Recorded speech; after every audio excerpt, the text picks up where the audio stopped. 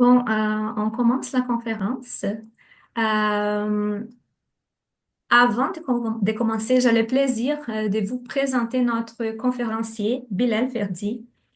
Bilal est un spécialiste en gestion de projets et méthodologie agile, membre du conseil d'administration d'Agile Québec et coach agile au Centre d'excellence Ligne Agile d'Ecofo. Bilal, à toi la parole. Merci beaucoup pour cette présentation et encore bienvenue à chacune et à chacun de vous.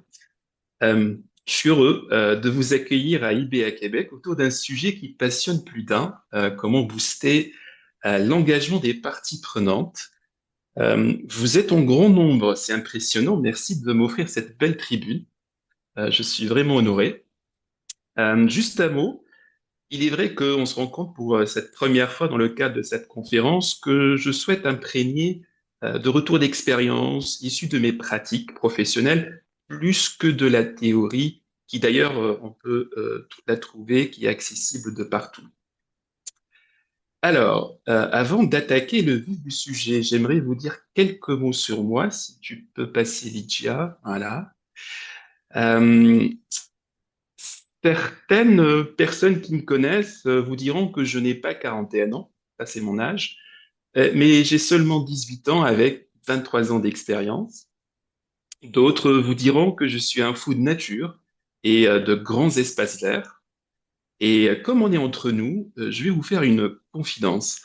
Mon plus grand échec dont je suis fier est d'avoir raté le concours d'entrée à l'école d'ingénieur dans mon pays d'origine.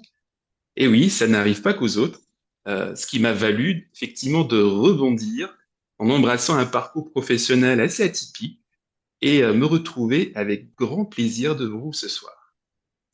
Pour le reste, je vous laisserai scanner effectivement mon QR code et rester à l'affût de mes publications sur LinkedIn.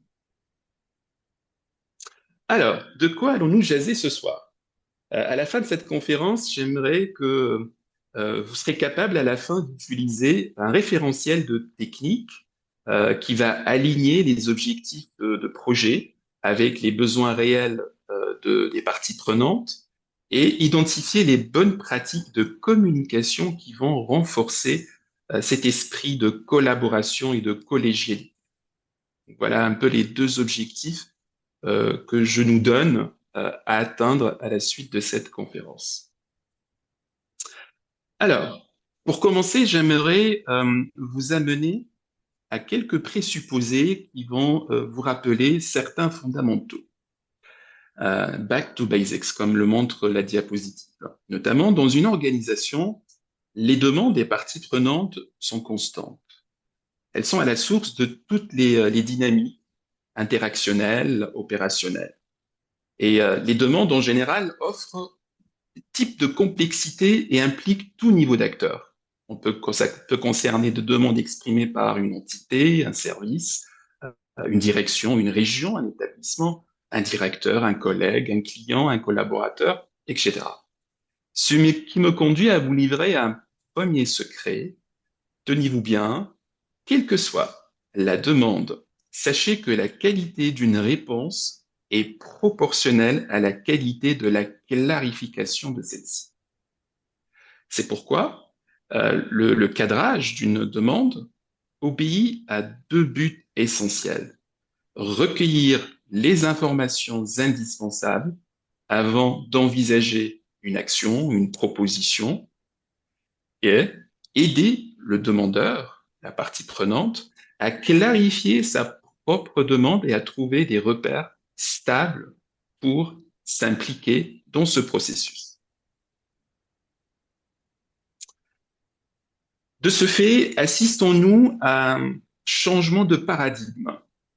Je m'explique. Trop souvent, dans une approche classique, analytique, la personne en charge du cadrage cédera à la tentation de chercher à comprendre ce qui se passe dans un système, dans une organisation, dans un mandat. Il posera des questions, forcément, précises, à partir d'hypothèses qu'il fait sur ce qu'il est important de chercher. Il évalue ce qui est en phase ou non selon sa propre grille de lecture et cherchera à identifier les causes de ce qui semble faire problème.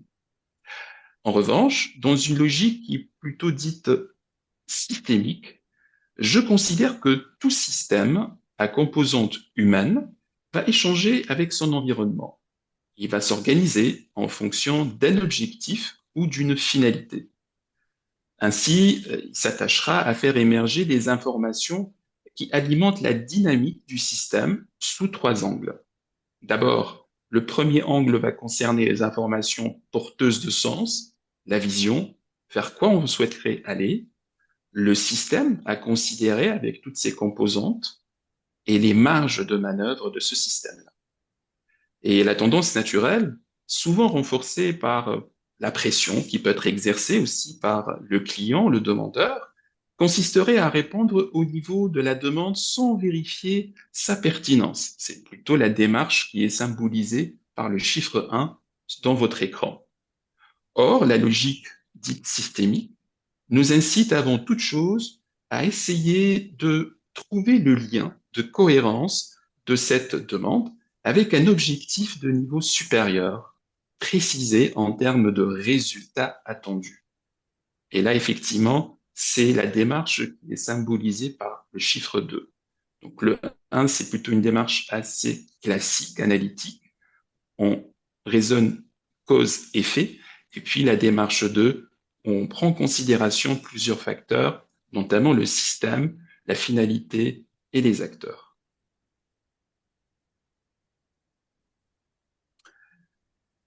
Et selon ma pratique, je distingue effectivement ici trois types de demandes ou de besoins de parties prenantes.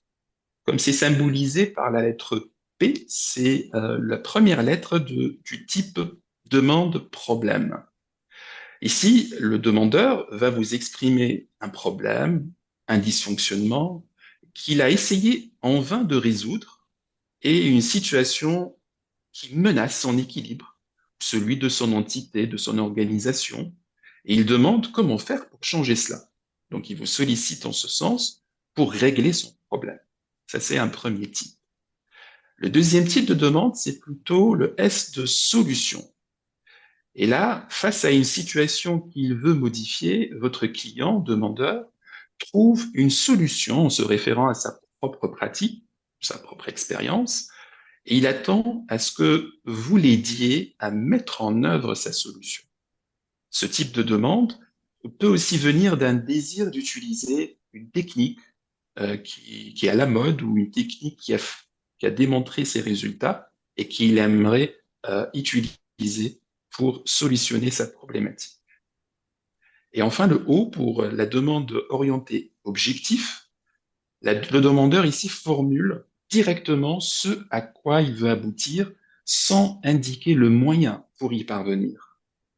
Et dans tous les cas, quelle que soit la nature de la demande de la partie prenante, la priorité, votre priorité en tant qu'intervenant, consultant, accompagnant, est d'identifier l'objectif de niveau supérieur.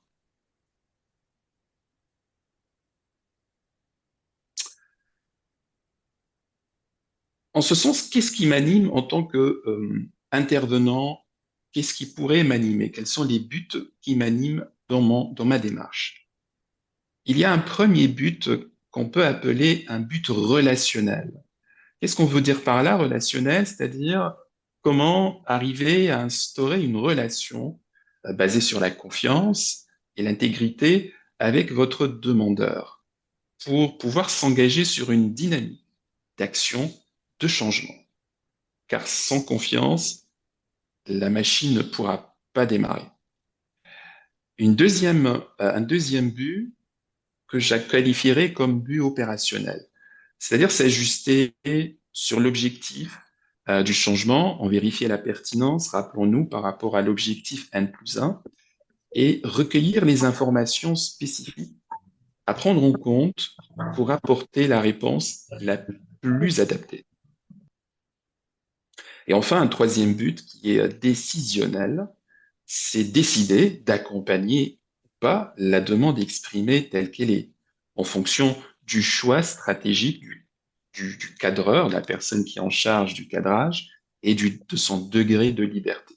On le verra tantôt dans le référentiel que je proposerai d'expérimenter. C'est effectivement les marges de manœuvre qu'on a par rapport à cette collaboration. Il y a plusieurs quantités de raisons, bonnes ou pas, pour refuser une demande, que ce soit l'incompétence de la personne sur le sujet, l'incohérence entre une demande et un objectif, l'absence de marge de manœuvre, les questions d'ordre éthique aussi, etc.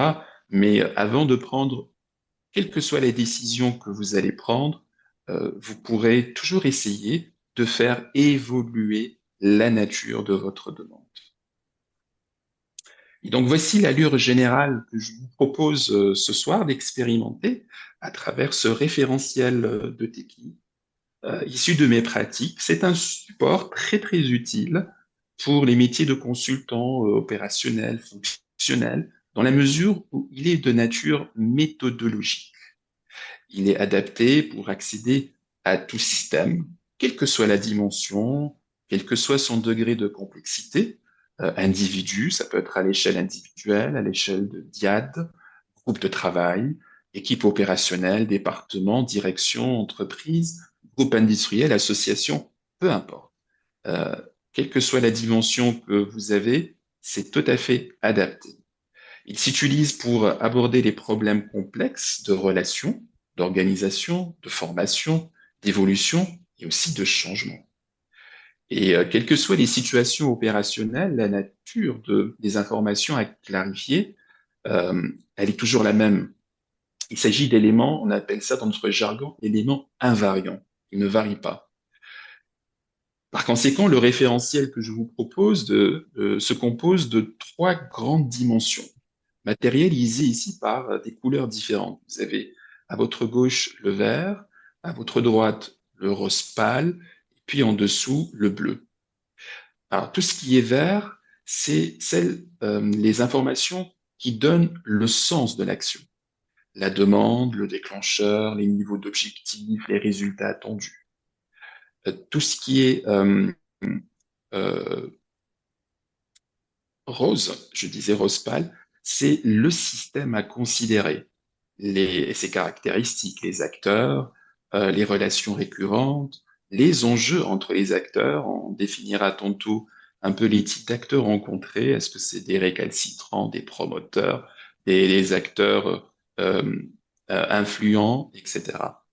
Et puis, en bleu, c'est les informations qui définissent un peu les marges de manœuvre, les contraintes, les ressources, les solutions déjà tentées, les évolutions prévisibles et les régulations à envisager.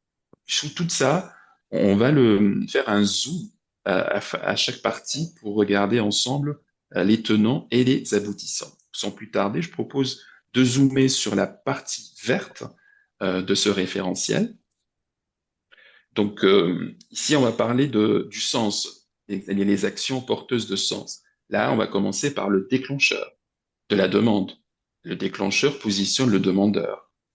Sans se perdre dans l'exploration de la complexité du contexte général de votre situation ou de celle de votre client, il s'agit de connaître d'abord la personne qui est à l'origine de l'intention d'engager une action ou l'événement.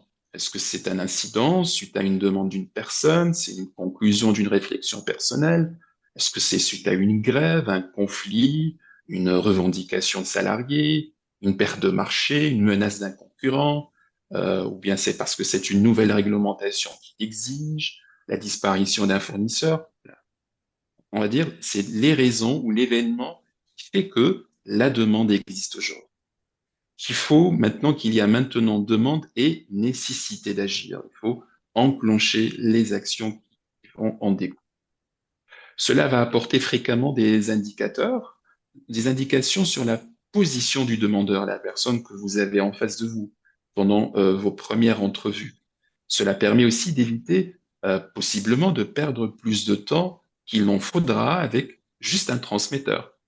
C'est-à-dire une personne qui ne dispose pas forcément des informations pertinentes sur les caractéristiques du système concerné. Dans ce cas-là, il faudra peut-être s'adresser au déclencheur ou à la personne à l'initiative de cette demande.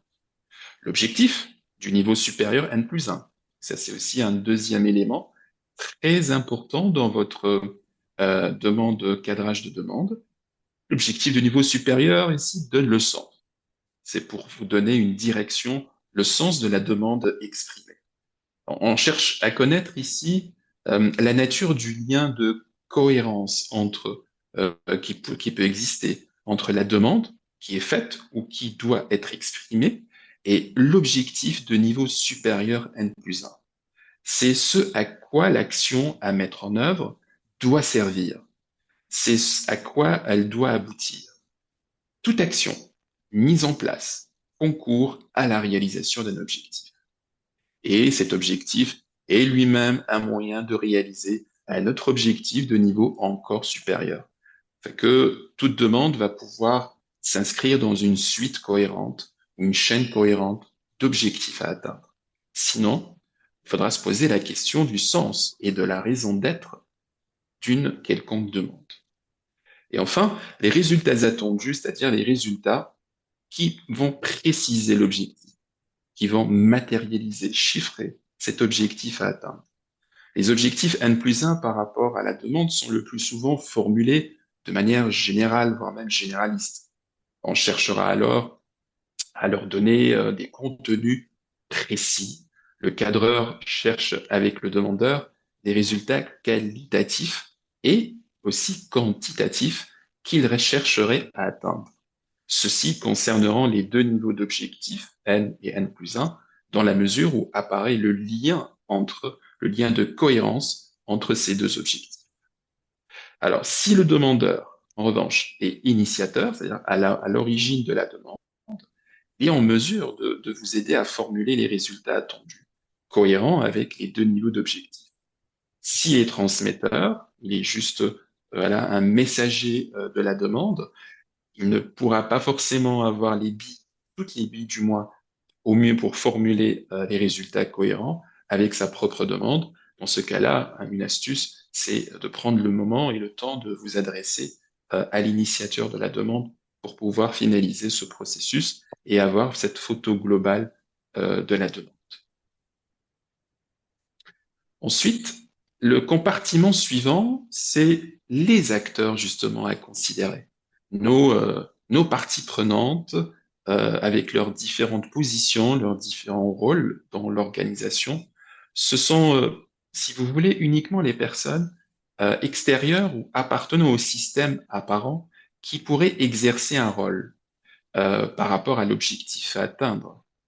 Parmi ces acteurs à considérer, certains ont une influence déterminante sur l'atteinte de nos objectifs et considérer aussi un acteur influent toute personne ou groupe de personnes aussi qui dispose d'un réel pouvoir de faciliter dans le sens positif ou de freiner dans le sens négatif le changement envisagé, qu'il ait ou non une autorité institutionnelle. Ainsi, certains acteurs seront à prendre en compte véritablement et prioritairement avant d'engager la mise en œuvre d'une quelconque action de changement. Les acteurs facilitateurs, ce sont les acteurs, les personnes, les groupes de personnes influentes et connues pour être favorables ou supposées être favorables à l'objectif. Celle-ci est en conformité avec leur mission, leurs enjeux, leurs valeurs et tout ça. Puis les acteurs freins, ce sont plutôt les personnes ou groupes de personnes influentes connues pour être plutôt opposées ou supposées opposées à l'objectif. Celui-ci va plutôt à l'encontre de leur mission ou de leurs enjeux. Et puis les acteurs décideurs, ça c'est un troisième type d'acteurs à considérer dans le système, c'est les acteurs décideurs de moyens. Ces personnes ayant tout ou une partie du pouvoir de décision sur les moyens de quelque type que ce soit, financier, matériel, humain aussi. Elles doivent être repérées très rapidement au niveau du processus et situées en termes soit de frein, bien de facilitation. On peut décider dans un sens, on peut décider dans un autre sens. Donc les relations entre tous ces acteurs-là, elle est à considérer, car tout changement passe par une évolution des relations entre les acteurs. Connaître la nature des relations d'influence actuelles entre les acteurs permet, selon les cas, d'identifier les circuits relationnels à modifier ou à confirmer sur lesquels s'appuyer pour engager des actions de changement. Par conséquent, il y a trois types d'informations qui peuvent être recueillies à la suite de ce jumelage d'acteurs. L'influence des acteurs dans le système, ça c'est un premier type d'information qu'on pourrait recueillir avant d'entamer toute action. Le type de relation entre eux, frein, facilitant, etc. Et la position de chacun vis-à-vis de l'objectif supérieur N+1. La modélisation de l'outil privilégié pour représenter la nature des relations entre les acteurs, ça va se réaliser quand, pendant les différentes entrevues, entretiens, échanges, rencontres, réalisées pendant la première étape, on va dire, de diagnostic des besoins, il s'agit-elle d'une reformulation de la demande qui la complète, la rectifie, jusqu'à obtenir une représentation qui soit la plus fidèle ou la plus conforme à la réalité du système. Ça permet aussi de représenter deux caractéristiques, le pouvoir d'influence de chaque acteur par rapport à l'objectif facilitateur et la nature des relations entre les différents acteurs.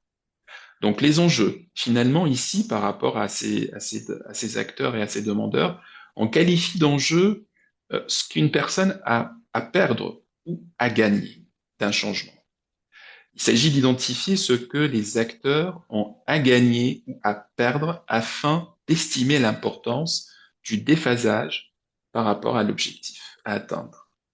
Il importe de repérer particulièrement l'enjeu du demandeur initial, clarifier le questionnement par rapport à ça, ceux des acteurs influents et ceux des acteurs aussi cibles. Il faut aussi inclure dans les acteurs cibles tous ceux qui risquent de voir, par exemple, leur poste, leurs avantages, fortement modifiés, impactés suite à cette action de changement. La connaissance des enjeux des acteurs guide l'intervenant, donc nous autres, dans le choix de la stratégie d'implication des uns et des autres. Il est toujours assez difficile de les obtenir lors des premières rencontres de cadrage, c'est normal. Il conviendra de rester quand même très très vigilant pour les repérer tout en marchant, tout en avançant dans le processus et en tenant compte au fur et à mesure de l'évolution des changements. Rappelons-nous, on est dans une philosophie itérative, incrémentale. Donc, il y aurait forcément des petits bouts de changement qui vont s'opérer petit à petit. Et le rôle ici, c'est d'observer l'impact de ces petits changements pour pouvoir adapter petit à petit, au fur et à mesure, la stratégie initiale. Donc ça, c'est par rapport au jeu d'acteurs, fort intéressant à considérer dans notre pratique référentielle. Pour tout ce qui est marge de manœuvre du système, ici on parle de plusieurs éléments comme déclinés dans votre diapositive. Je commencerai par les contraintes et les ressources. Ce sont les éléments perçus selon les interlocuteurs comme contraintes ou comme ressources, délais, règles, budget, valeurs, croyances, etc., qui délimitent un peu le champ des actions possibles. Elle précise certaines limites justifiées ou non, euh, dont il faut tenir compte dans la démarche de conduite pour tendre vers ces objectifs supérieurs. Un même élément peut être considéré à la fois selon le contexte comme une ressource ou une contrainte. Exemple, le délai. Il faudra veiller à valider, si nécessaire, la réalité des contraintes particulièrement.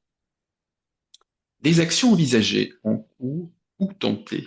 Ça, c'est important de se questionner sur cette partie, car on a tendance aussi à la facilité de proposer une action qui a été déjà tentée dans le passé et qui n'a pas donné les bons résultats et risque finalement de générer de fortes résistances, de la frustration. Il est également utile de connaître ce qui est en cours pour éviter de refaire des travaux, rouvrir des chantiers, etc., des études existantes s'il y en a, ou de générer des réactions de rejet. De même, certaines actions lancées peuvent s'avérer incohérentes et il est utile de les connaître pour déterminer vos choix stratégiques. Les évolutions prévisibles, il s'agit là d'identifier un peu les évolutions ou les changements probables en termes de produits, technologiques, marché, organisation, réglementation, décisions, cours, etc., afin de prendre en compte avant de lancer une quelconque démarche d'action.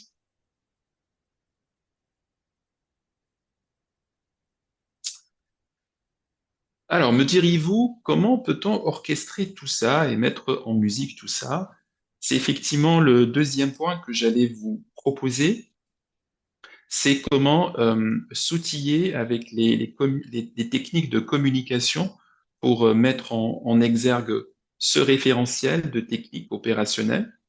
Euh, Ici, j'aimerais vous amener aux quatre étapes un peu des entrevues avec les parties prenantes. Les quatre étapes principales, il y en a plusieurs évidemment, mais pour des raisons de formation, je propose de vous simplifier en quatre. Lors de vos cadrages, lors de vos expérimentations, un travail qui est très rigoureux en termes de recueil d'informations et surtout de reformulation.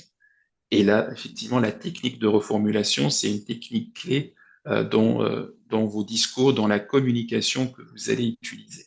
Alors, la première, on va dire, étape, c'est d'entrer en relation. Qu'est-ce que ça veut dire entrer en relation? C'est tout à fait l'inverse de la photo que vous avez sous vos yeux.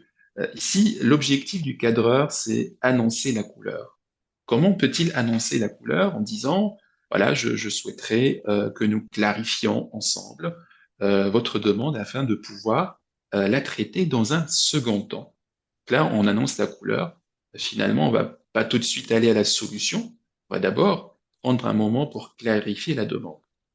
Je vous propose de me dire ce que vous attendez de moi. Voilà. Dans un deuxième temps, je vous poserai quelques questions, puis nous nous mettrons d'accord sur les suites à donner à cet entretien. Voilà. En deux, trois phrases, le cadre est posé, la mise en relation est faite, et puis la couleur est annoncée. Le client, la partie prenante que vous avez en relation avec elle, va savoir un peu quelle est la démarche à suivre et qui s'en vient. Deuxième outil, c'est explorer le système. Donc, vous l'avez compris, en position très basse sur le contenu de la demande pour éviter tout conseil et tout avis ou jugement. Là, on va privilégier les reformulations successives. On va utiliser la synchronisation. Qu'est-ce que je veux dire par synchronisation? C'est se mettre au même niveau de la personne que vous avez en face, que ce soit au niveau du ton, du verbal, du non-verbal aussi. Si vous avez la chance d'avoir cette conversation en présentiel, c'est aussi comment se tenir au niveau de cette conversation et se mettre en phase avec votre interlocuteur. Ce n'est qu'après avoir exploré tel un radar, le champ des représentations du demandeur, après lui avoir laissé la possibilité aussi de s'exprimer à son rythme et de suivre le chemin qui lui convient, que c'est à ce moment-là que vous allez commencer à poser quelques questions.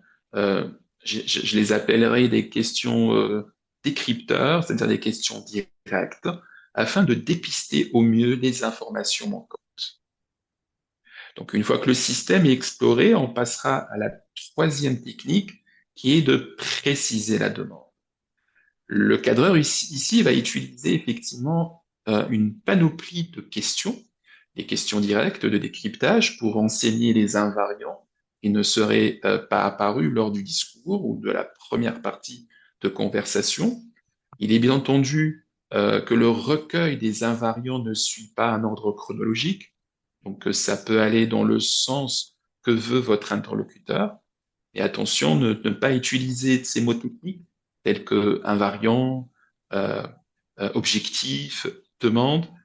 C'est des mots qu'on va garder entre nous, mais à ne pas privilégier lors de vos entrevues pour ne pas aussi, à un moment donné, déstabiliser votre interlocuteur et aussi pour garder cette relation directe, authentique, qui est basé sur la confiance. Au besoin, ne pas hésiter aussi à métacommuniquer. Qu'est-ce que je veux dire par métacommuniquer? Pour ne pas tomber dans le piège de ce qui pourrait paraître un interrogatoire. Voilà. Vous posez une question, il répond, vous reprenez par une deuxième question, vous avez une réponse, etc., etc. Non, on n'est pas dans un interrogatoire. L'entretien doit respecter le rythme aussi, qui est annoncé par votre interlocuteur. Donc, c'est vraiment à nous, à vous de vous adapter au rythme de la personne que vous avez en face de vous et non pas l'inverse. Et pour toute demande, il est essentiel de reformuler systématiquement avec la formule magique, si je comprends bien, vous voulez dire que, etc. C'est important la reformulation pour valider la compréhension aussi, votre compréhension à vous auprès de votre interlocuteur, et puis pour rassurer aussi votre interlocuteur que bah, tout ce qu'il vous dit est assez compréhensible, que ce n'est pas quelque chose de compliqué. Mettez-vous à la place de votre interlocuteur. La demande, le besoin, c'est quelque chose qui est très compliqué dans sa tête, et le fait qu'il s'exprime avec ses propres mots, reformulé en conséquence, va permettre de le rassurer et aussi de valider une compréhension commune sur le sujet. Donc, grâce à cette vision globale commune entre consultant, fonctionnel et puis demandeur, on peut alors s'engager dans une dynamique de changement. Une reformulation verbale à Alors, chaud en fin d'entretien n'exclut pas dans un second temps une restitution qui peut être sous la forme écrite, voilà, sous la forme d'un courriel, qui peut être envoyé par la suite à l'élaboration d'une proposition, un premier jet de stratégie de changement. De plus, ça sert de référence, genre de cahier de charge à la proposition, pour qu'on puisse l'améliorer petit à petit, qu'on avance dans la mise en place.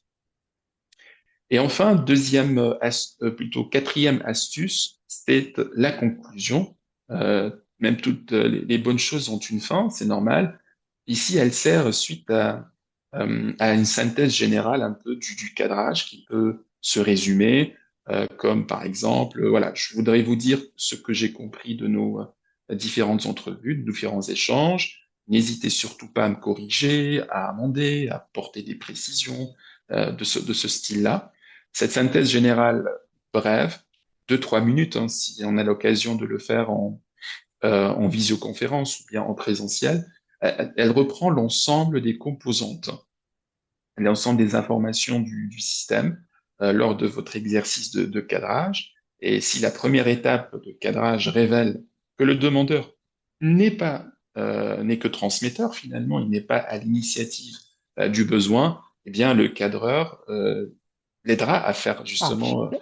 euh, l'un des choix suivants, soit retirer la demande, soit modifier sa demande et devenir alors l'initiateur d'une nouvelle demande, ou bien rencontrer seul l'initiateur pour obtenir plus d'informations, ou bien rencontrer l'initiateur avec le demandeur pour avoir un arrimage, un alignement des besoins, et ensuite faire accepter par le demandeur que le cadre rencontre. Seul l'initiateur, la conviction du cadreur ici peut être nécessaire pour y parvenir. Parce qu'il a tout à fait la marge de la manœuvre de se dire, finalement, je n'ai pas la bonne personne en face de moi. Encore faut-il que euh, je mette une action en plus pour aller chercher plus d'informations auprès de la personne ressource, la personne initiatrice d'une demande.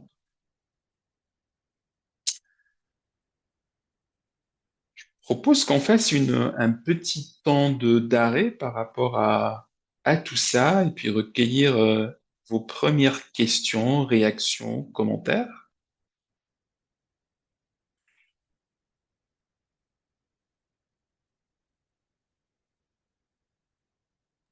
Je suis tout Si vous avez oui. des questions, vous pouvez mettre sur le chat, s'il vous plaît.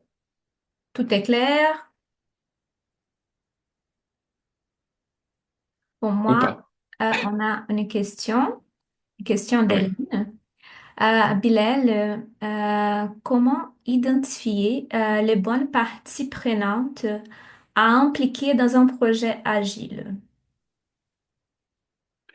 Merci pour cette question et j'avoue que c'est une question complexe. Pour y répondre, je dirais que c'est l'expérimentation qui fera que vous arriviez à identifier les bonnes parties prenantes.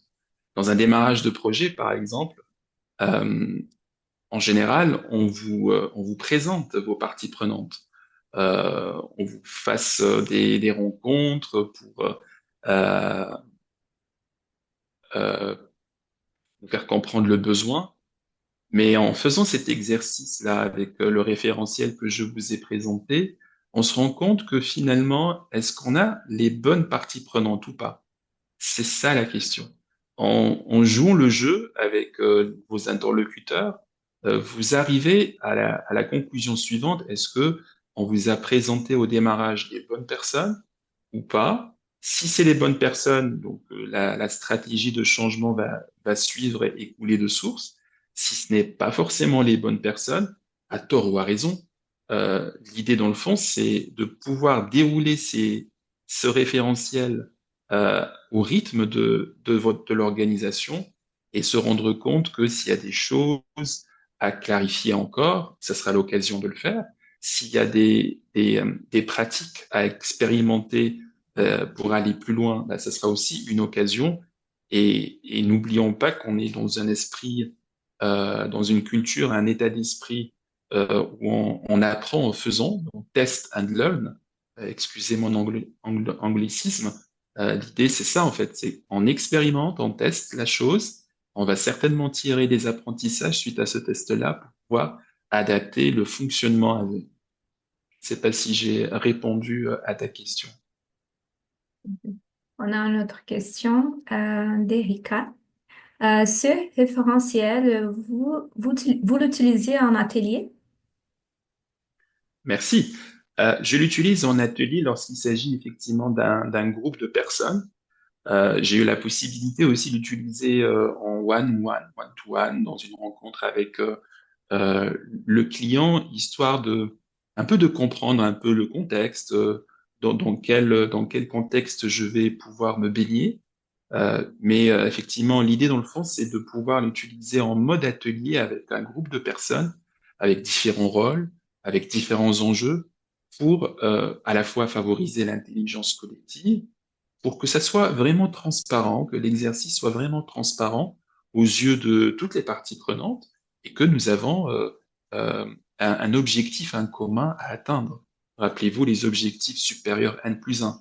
Et que finalement, si on a la croyance peut-être de se dire, oui, mais pendant l'atelier, ça peut ne pas fonctionner parce qu'il y aurait des personnes qui vont pas pouvoir jouer le jeu, c'est toujours du feedback, ça. C'est toujours une information à prendre, justement, pour calibrer sur les prochaines actions avec certaines personnes, certains acteurs, et jouer aussi avec les différentes interactions qui peuvent sortir de ces ateliers-là. Parfait. Good.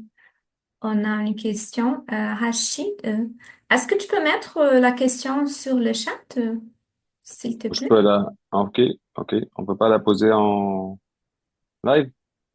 On peut profiter parce que tu parles déjà, aucun problème.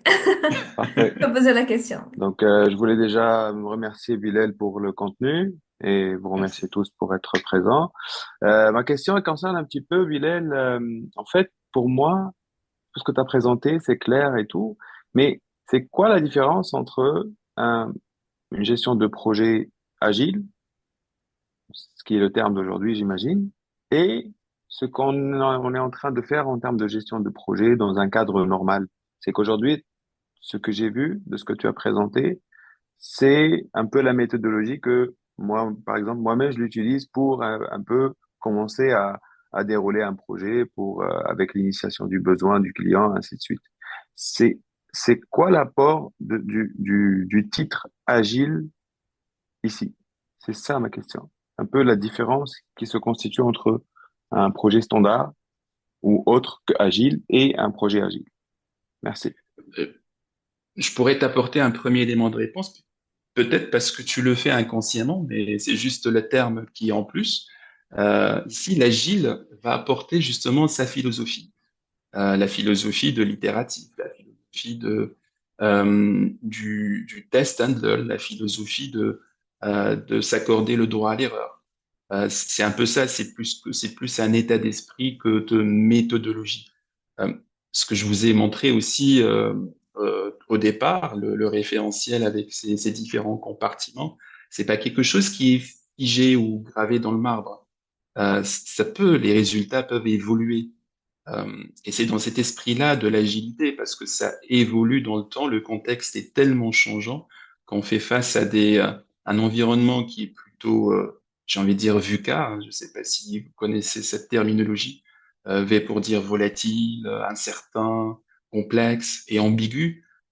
Je peux vous dire que euh, par le passé, comme je l'avais expérimenté, ça peut s'adapter. C'est-à-dire que face à l'ambiguïté, la volatilité des informations, avoir un référentiel avec des éléments invariants, avec des éléments qui sont facilement adaptables à n'importe quel contexte, ça rentre aussi dans le cadre de agile. C'est-à-dire qu'on va pouvoir adapter le travail au contexte de son client. Et encore une fois, je reviens à mon premier élément. Peut-être que tu es en train de le faire. euh, Peut-être que tu n'as pas mis le mot agile dedans, mais c'est ça en fait. Ce que tu es en train de faire, c'est une recommandation de ce qu'on pourrait expérimenter tout en apprenant un peu l'approche de gestion de projet, de la définition du besoin jusqu'à la mise en place dans les mains de l'utilisateur. Merci. Merci à toi. On a une autre question. Comment on peut aligner les objectifs de la demande initiale d'un projet avec les résultats attendus et les contraintes identifiées? Euh, je pourrais te faire une réponse courte, c'est d'utiliser le référentiel. C'est ça la réponse à ce comment. Après, il n'y a pas de recette magique, mais il y a une formule gagnante.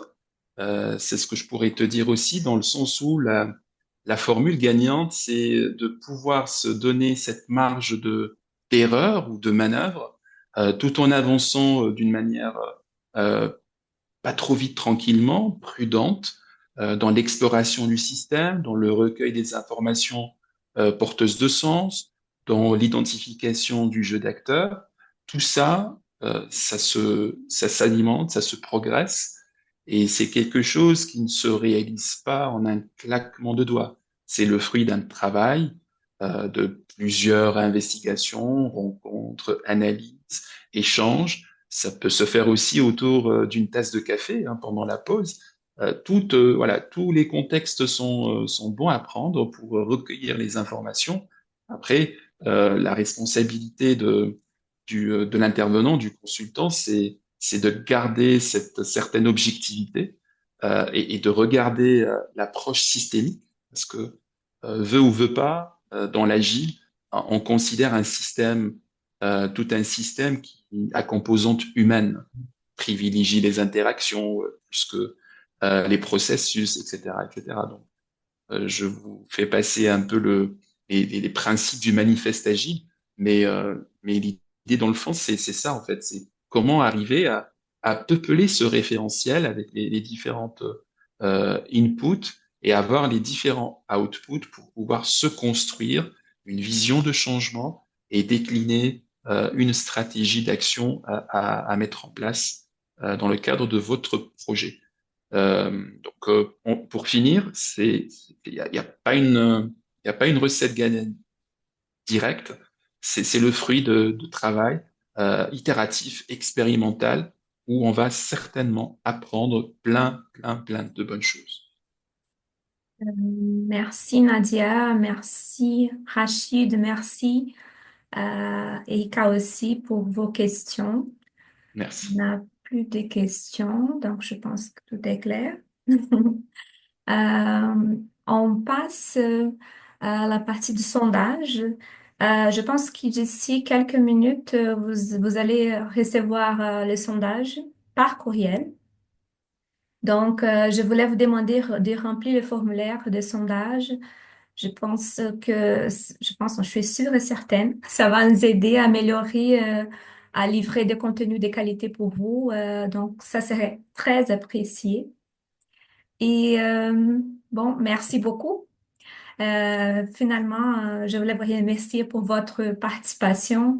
C'était vraiment un plaisir, d'être avec vous ce soir. Au moins pour moi, c'était très enrichissant. J'espère que pour vous aussi.